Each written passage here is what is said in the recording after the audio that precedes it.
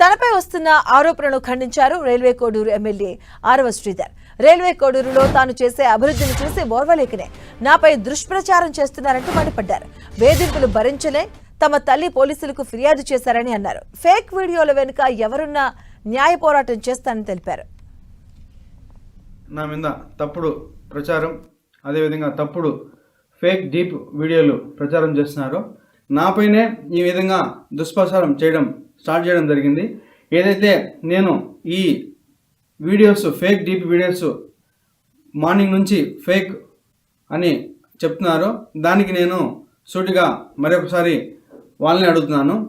ఈ 1.5 year నుంచి నేను చేసా అంటున్నారు కదా, నేను లాస్ట్ 6 months నుంచి నన్ను ఇట్లే హరాస్మెంట్ చేస్తూ ఉంటే మా అమ్మ వెళ్ళి పోయి పోలీస్ కంప్లైంట్ కూడా ఇచ్చింది.